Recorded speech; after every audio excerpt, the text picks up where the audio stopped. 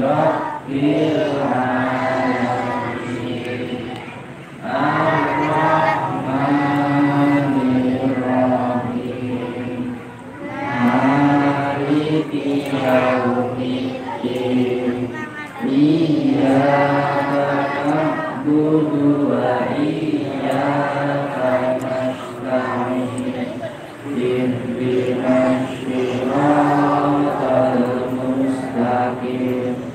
Siratal ladzina an'amta 'alaihim ghairil maghdubi 'alaihim waladdallin. Amin. Ayat kursi. Allahu la ilaha illa huwal hayyul qayyum. La ta'khudhuhu sinatun wa la nawm. Lahu ma fis samawati wa ma fil ardh. Man dzalladzi yashfa'u 'indahu illa bi'idhnih. Ya'lamu ma baina aydihim wa ma khalfahum wa la yuhituna bisyai'in min 'ilmihi illa bima syaa. Wasi'a kursiyyuhus samawati wal ardh wa la ya'uduhu hifdhuhuma wa huwal 'aliyyul 'azim. Al-Ikhlas. Bismillahirrahmanirrahim. Qul huwallahu ahad. Allahus samad. Lam yalid wa lam yulad wa lam yakul lahu kufuwan ahad. Al-Falaq. Bismillahirrahmanirrahim. Qul a'udzu birabbil falaq. Min syarri ma khalaq. Wa min syarri ghasiqin idza waqab. Wa min syarri naffasati fil 'uqad. Wa min syarri hasidin idza hasad. An-Nas. Bismillahirrahmanirrahim. Qul a'udzu birabbin nas, malikin nas, ilahin nas, min syarril waswasil khannas, alladzi yuwaswisu fi sudurin nas, minal jinnati wan nas. Shadaqallahul azim. Semoga dengan membaca surat-surat yang telah kita baca tadi, kita selalu dalam perlindungan Allah Subhanahu wa taala. Untuk acara selanjutnya yaitu pengajian yang akan disampaikan oleh Ustaz Mus'ab Abdurrahman. Maka Ustaz Mus'ab Abdurrahman, waktu dan tempat kami persilahkan.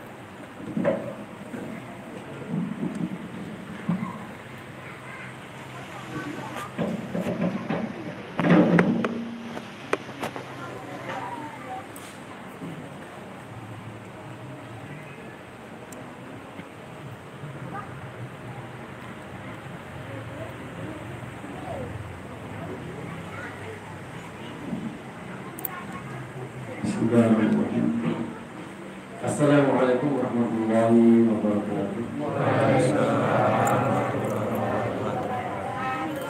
إن الحمد لله نحمده ونستعينه ونستغفره ونعوذ بالله من شرور أنفسنا فلا هادي له أشهد أن لا إله إلا الله وحده لا شريك له وأشهد أن محمدا عبده ورسوله يا أيها الذين آمنوا اتقوا الله حق تقاته ولا تموتن إلا وأنتم مسلمون يا أيها الذين آمنوا اتقوا الله وكونوا مع الصادقين اتق الله حيثما كنت وأتبع السيئة الحسنة تمحوها وخالق الناس بخلق حسن وبعد. Bapak Ibu kaum muslimin rahimakumullah, alhamdulillah pada sore hari ini kita panjatkan puja dan syukur kenikmatan baik berupa kesehatan dan nikmatan duniawi materi, terlebih adalah nikmat iman dan Islam yang Allah berikan kepada kita, sehingga dengan nikmat iman Islam itu kita bisa mendapatkan kebahagiaan yang sebenarnya. Karena iman Islam itulah yang akan menjadi sarana bagi seorang hamba untuk mendapatkan keselamatan, kebahagiaan, baik ketika dia hidup di alam dunia, terlebih ketika rohnya berpisah dari jasadnya. Maka amal yang itu adalah refleksi dari iman dan Islam, itulah yang nanti akan menjadikan manusia kembali kepada Allah Ta'ala dengan keadaan yang selamat. Tidak terasa kita berada pada hari-hari terakhir di bulan suci Ramadan, ayyam ma'dudah, di mana bulan Ramadan adalah hari-hari yang memang sudah terhitung. Tidak terasa hampir 1 bulan. Rasulullah SAW ketika memasuki 10 hari di terakhir bulan Ramadan, itu beliau lebih mengakrabkan diri dengan Al-Quranul Karim, melebihi hari-hari di luar daripada 10 hari bulan terakhir dari bulan Ramadan. Maka mari kita gunakan hari yang tersisa ini untuk semakin mendekat dengan Al-Quran Karim. Karena itu adalah mukjizat yang besar. Al-Quran itu adalah mukjizat yang besar. Sahabat mulia Utsman bin Affan radhiyallahu anhu itu beliau senantiasa mengkhatamkan Al-Quranul Karim. Ketika sudah masuk di 10 terakhir dari bulan Ramadan, itu beliau khatamkan Al-Quran itu semalam dengan qiyamul lail, yaitu dengan sholat tahajud. Kalau di sini tahajudnya berapa menit? Bukan Pak, standar ya sampai jam 8. Saya mohon itu guyonan teman-teman. Saya ini dari imam orang tenang. Nah, jamaahnya jalan cepat. Guyonan teman-teman.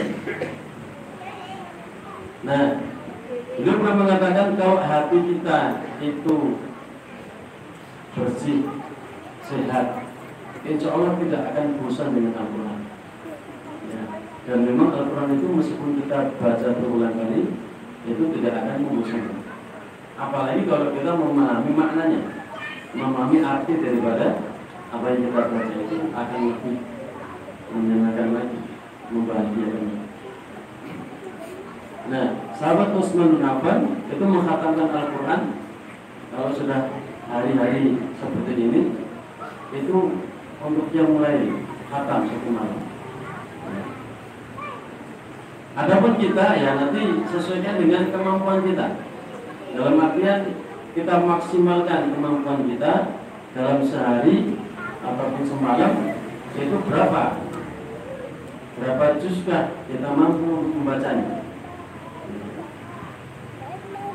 Standarnya adalah kemampuan yang Allah berikan kepada diri kita masing-masing. Ada yang mungkin dua rakaat itu bisa 1 juz, sangat mungkin. Atau bahkan 1 rakaat itu 1 juz, ya, itu juga sangat mungkin. Maka mari kita lebih mengatakan diri dengan Al-Quran Karim. Selain dari sedekah dan infak, ya, Rasulullah SAW adalah orang yang paling dermawan, dan kedermawan beliau akan lebih berlipat lagi ketika memasuki bulan Ramadan.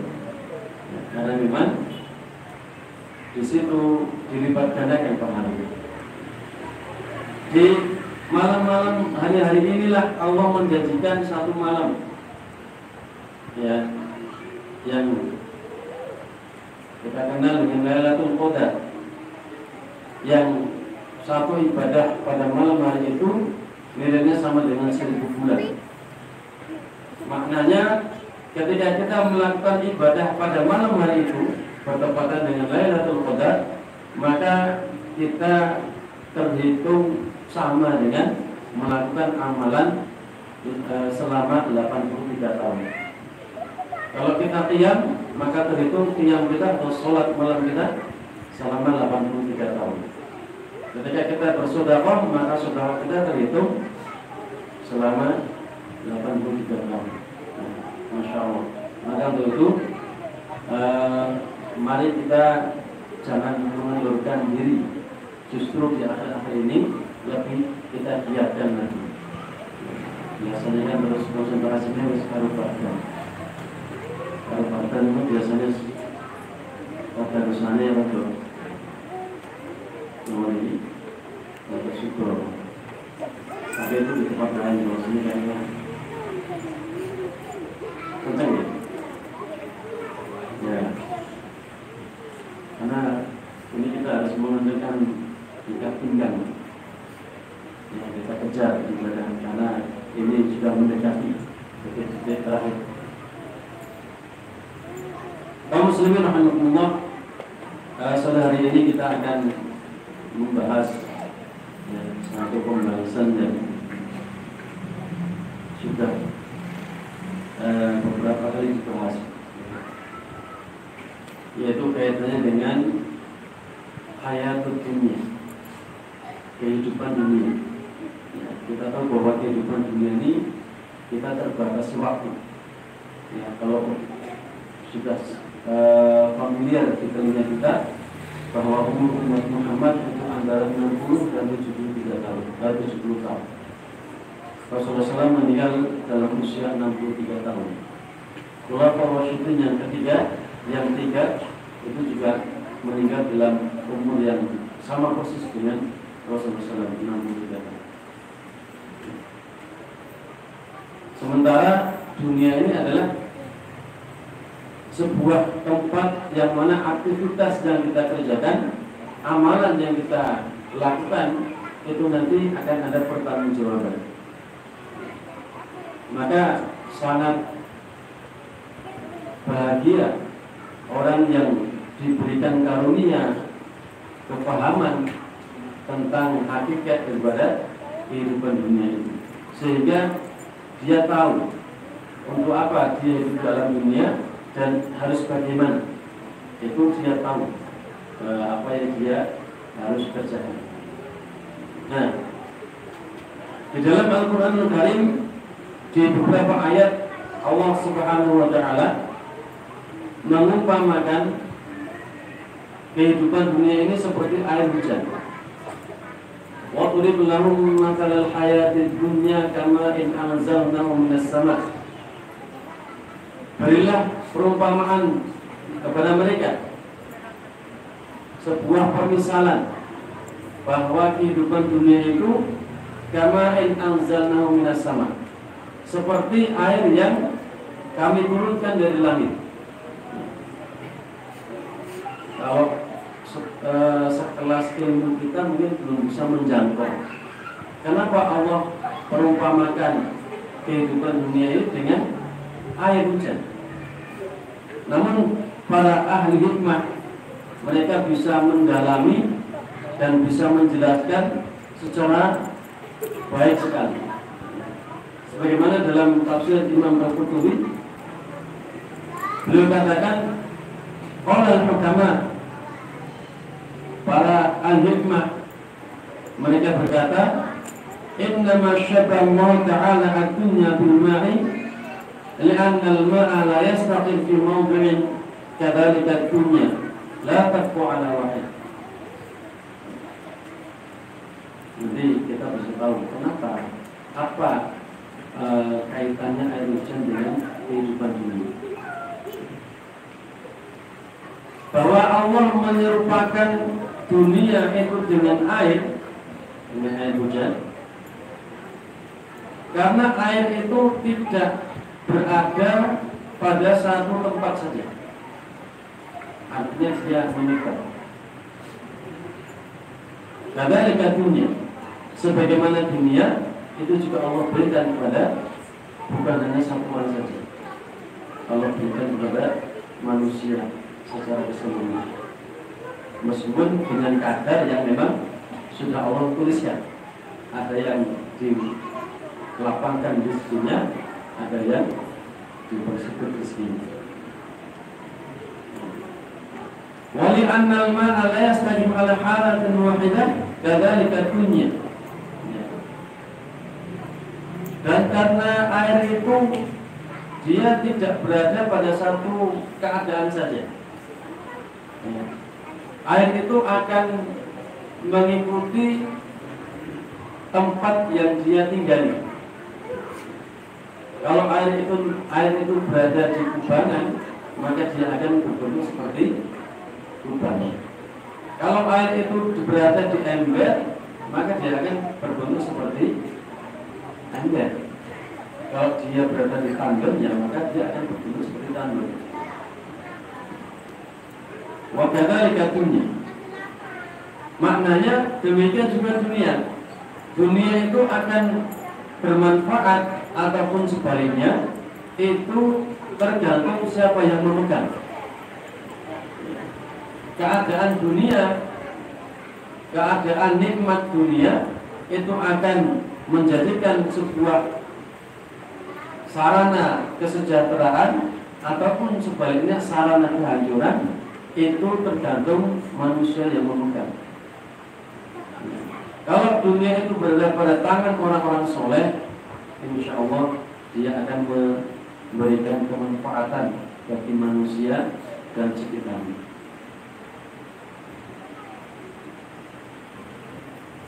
Kekayaan yang ada di alam dunia ini bisa dimanfaatkan untuk kemaslahatan manusia. Itu kalau orang yang baik yang memegangnya. Nikmal malus soleh dia di'abdis soleh. Sebaik-baik harta itu adalah yang berada pada tangannya orang-orang soleh. Kita tahu pada zaman sahabat bagaimana para sahabat itu ya begitu antusiasnya mereka dalam beribadah, infak dan sedekah. Perang Tabuk, sahabat Abu Bakar As-Siddiq membawa seluruh dari harta kekayaannya untuk diberikan kepada Rasulullah SAW. Sahabat Umar bin Khattab belum membawa setengah dari hartanya. Sementara kalau kita hitung dengan rupiah, maka nilai dari apa yang sudah diinfakkan oleh para sahabat itu nilainya bukan hanya ratusan juta miliar. Ya. Bagaimana seseorang dengan hati yang lapang mengeluarkan harta sedemikian banyaknya untuk kegiatan perjuangan, kegiatan dakwah. Bagaimana kerelaan sahabat Utsman bin Affan membeli sumur dari seorang Yahudi, kemudian beliau gratiskan untuk kaum muslimin. Bahkan sampai hari ini wakafnya sahabat Utsman bin Affan itu masih ada, ya, yaitu kebun kurma. Kebun kurma nanti bisa di searching peninggalan atau wakaf sahabat Utsman bin Affan sampai hari ini masih ada. Ya, Masya Allah, berarti pahalanya masih mengalir. Maka ketika dunia berada pada tangan orang-orang soleh, dia akan memberikan manfaat dan nilai. Sahabat Abdurrahman bin Auf itu adalah seorang sahabat yang kaya raya dan dermawannya juga luar biasa. Hampir separuh dari penduduk Madinah itu disantuni oleh sahabat Abdurrahman bin Auf. Namun sebaliknya, ketika dunia itu berada pada tangan orang-orang yang tidak baik, maka dia akan menjadi sebuah sarana untuk merusak, baik merusak yang kaitannya dengan moral ataupun merusak yang kaitannya dengan fisik. Ya. Maka ketika dunia itu terlimpah pada orang-orang yang tidak punya iman, tidak soleh, maka syaitan akan membawanya kepada sesuatu yang ya bau-baunya kemaksiatan, mengikuti hawa nafsu, merusak generasi, entah dengan obat-obatan atau dengan minum-minuman atau dengan yang lain. Maka rusaknya dunia itu tidak terlepas dari tangan akibat pula daripada tangan manusia. Inilah kemudian Allah umpamakan air dunia itu dengan air. Berikutnya, wa li'anna al-ma'a la yabqa wa yadhhab kadzalika dunya tafna. Dan karena air itu dia tidak tidak tetap, wayadhab, dan dia akan senantiasa mengalir pergi. Ya, artinya air itu kan kalau dia akan mengikuti arah, ya, yang daerah yang cukup landai, rendah. Makanya lihat dunia tafna. Demikian juga dunia itu sifatnya tafna. Tafna artinya fana, sementara, tidak kekal. Sebagaimana air itu ketika turun itu langsung hilang, sementara.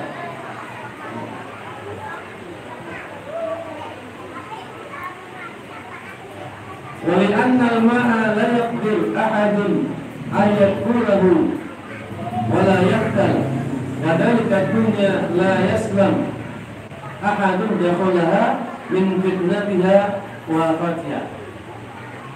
Dan air itu, orang kalau bermain dengan air hujan atau hujan-hujanan, maka dia tidak akan bisa selamat dari yang namanya basah, mesti basah.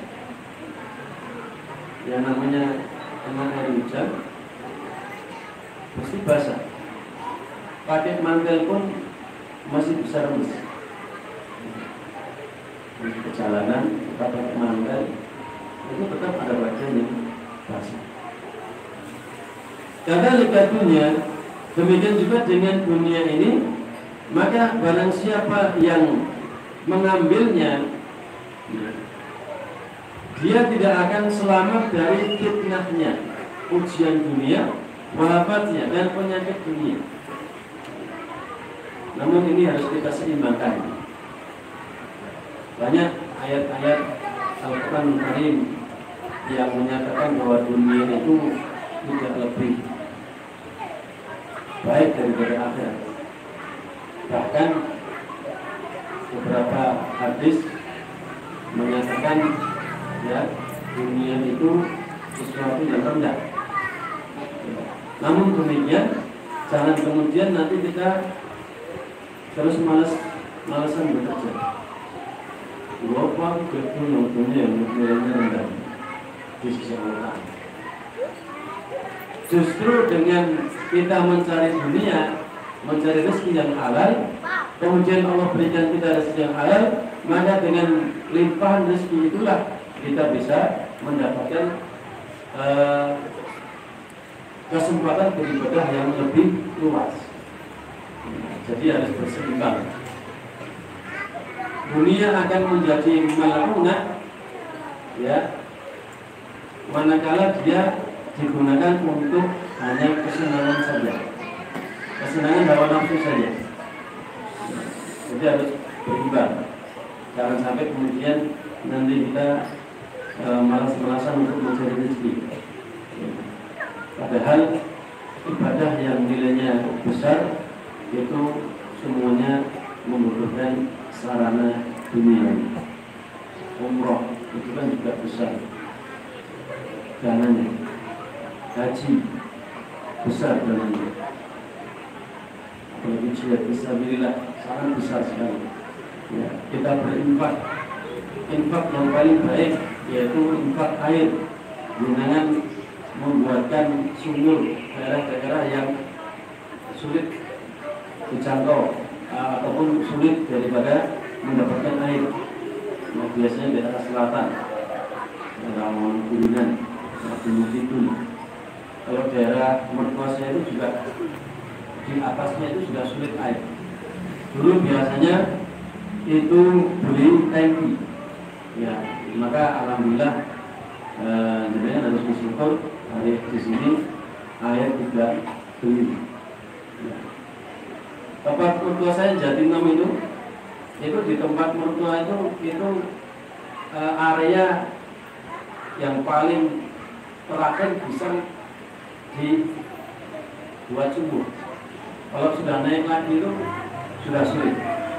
Nah, maka mereka yang di atas itu biasanya membuat bak yang cukup besar, bahkan seperti kolam renang.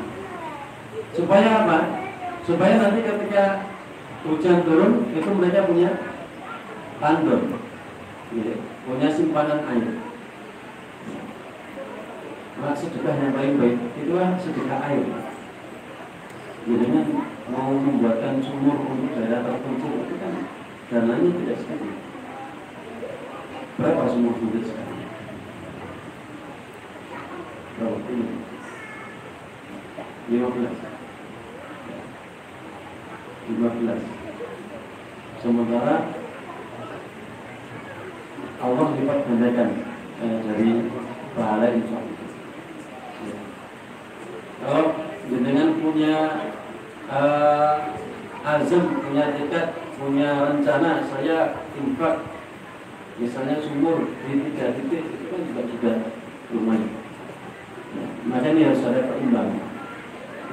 Namun ketika kita masuk ke dalam dunia itu tanpa dibarengi dengan ilmu syar'i, maka yang terjadi adalah hanya mengikuti hawa nafsu. Ya. Akhirnya apa? Terjadi tabdir, terjadi kemubaziran. Yang mestinya bisa diinvestasikan untuk akhirat, namun hanya habis untuk dihabiskan di dunia.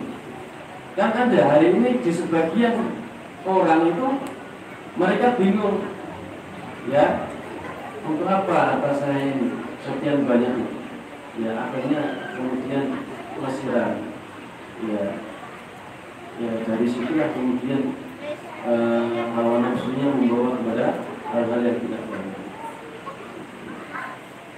Maka kita harus hati-hati dari itu. Sebagaimana Qarun itu kan dulu adalah pengikut Nabi Musa alaihissalam.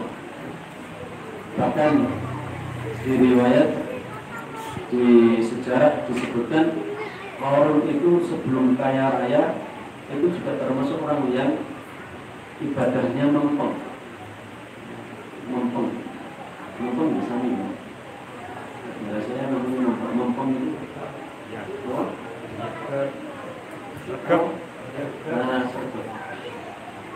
Qarun itu ibadahnya juga sedekah.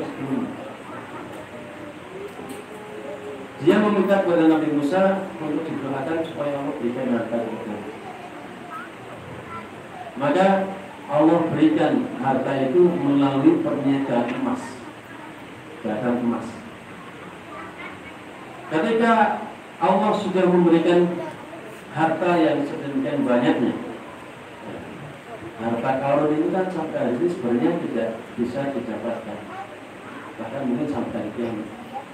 Karena Allah menenggelamkan Qarun dan hartanya itu satu tempat. Adapun kalau hari ini yang menyatakan ada yang mendapatkan harta Qarun, itu bukan hartanya Qarun yang sebenarnya. Karena harta Qarun itu tidak terhitung sampai sekarang. Di mana letaknya? Karena Qarun itu ditenggelamkan bersamaan dengan harta.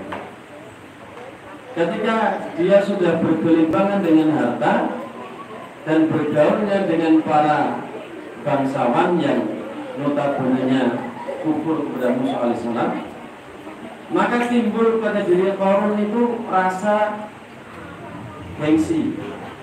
Ya, saya ini sudah sedemikian kayanya, maka saya levelnya sudah tidak lagi dengan Musa dan para pengikutnya. Sudah tidak lagi dengan Musa dan para pengikutnya. Saya sudah levelnya dengan Fir'aun yang punya kekuasaan, yang punya harta gitu. Jadi dengan harta itu kemudian dia dihinggapi rasa ego, ya, rasa kibir, dan dia terkena fitnahnya dunia.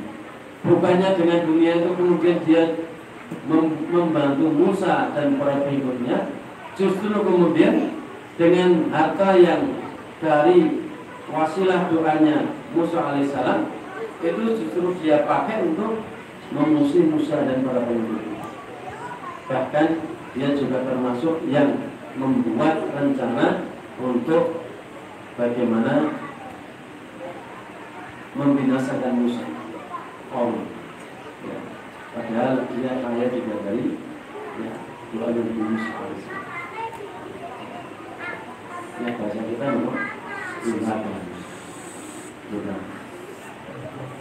Terakhir ya. ولأن الماء إذا كان بقدر كان نافعا منبتا وإذا جاوز المقدار كان ضارا مهلكا. Air hujan itu kalau turun sesuai dengan kadar kebutuhan bumi, maka dia akan kana nafi'an, dia akan memberikan manfaat. Padi bisa tumbuh, tanaman bisa tumbuh. Tapi kalau air hujan itu melebihi batasnya sehingga sawah itu menjadi tergenang, biar-biar bisa panen dulu. Kalau sawah ini tergenang bisa panen? Ya bisa. Sejelek-jeleknya orang itu masih bisa panen. Ini dulu pernah bapak bilang, nek berpanen orang insya Allah bisa panen. Tadi nek bis kelelep wes karena akarnya busuk. Kebetulan beliau garap sawah di daerah di Tegal Mati yang bagian barat itu kan kalau hujannya intensnya misalnya kan sawah itu kan lebih. Nah, daerah Tegal Mati itu juga saya lewat kalau musim hujan mesti ada beberapa yang tempatnya agak rendah itu sawahnya sulit untuk buang air. Nek wis airnya susah dibuang, di sana berpasrah. Apa harus diimpor? Ya sekian ribu benih impor rugi. Ya. Atau sebaliknya, ketika air hujan itu juga turunnya melebihi, itu juga bisa menyebabkan apa? Banjir, tanah longsor. Tapi kalau dia turun dengan kadar yang pas, itu bermanfaat bagi. Makanya ketika hujan kita disunahkan doa apa? Allahumma shayyiban nafi'a. Ya Allah, berikan hujan yang bermanfaat. Nah, karena kalau hujannya itu melebihi batasnya, itu nanti sudah tidak lagi bermanfaat, karena bisa membuat kelelep, membuat banjir. Ya, di daerah Semanggi itu saja kalau hujan deras 2 hari, lalu 1 hari saja, itu sudah seperti jalan-jalan ini. Kan susah, dilewati susah. Wajahkan lihat dunia, demikian juga dengan dunia. Kalau kita mengambilnya melebihi batas dari kebutuhan yang kita butuhkan, itu juga akan menjadikan penyakit bagi diri kita. Kecuali dunia kita investasikan kepada akhirat.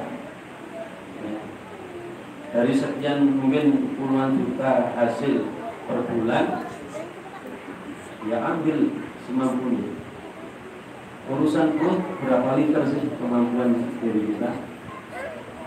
Tempat tinggal paling yang kita butuhkan berapa luasnya? Bukan dihitung dengan anak. Ya. Selebihnya investasikan untuk akhirat. Karena harta dunia yang bisa bersama dengan kita di akhirat nanti adalah harta yang kita investasikan untuk akhirat dalam bentuk amal soleh. Ya, tapi kalau harta hanya ditumpuk, ya mungkin punya rumah di sekian wilayah, rumah gue, di gue yang dibutuhkan gue, ya dari sekian rumah itu kemudian hanya kosong, ya tidak berpenghuni dan tidak bermanfaat, kemudian meninggal, itu kan justru menjadikan fitnah, menjadi rebutan. Lain kalau misalnya itu ya diberikan kepada amal kebaikan, maka dunianya akan mengikutinya nanti sampai dia di akhirat. Kaum muslimin rahimahullah, mungkin ini yang bisa kami sampaikan karena waktunya sudah hampir menjadi terbuka. Mudah-mudahan dengan sedikit yang kita sampaikan ini bisa diambil manfaatnya, diambil pelajarannya, bisa dipahami intisarinya, sehingga ketika kita berada di hidup di alam dunia ini tidak sampai salah langkah dan bisa tepat sesuai dengan apa yang diberi oleh Allah dan Rasul, sehingga kita tidak tertipu dengan dunia. Ya, yang kita katakan harus ada keseimbangan, tidak meninggalkannya, tapi juga tidak terlarut dalam fitnahnya dunia. Wa akhiru da'wana alhamdulillah rabbil alamin. Wassalamualaikum warahmatullahi wabarakatuh.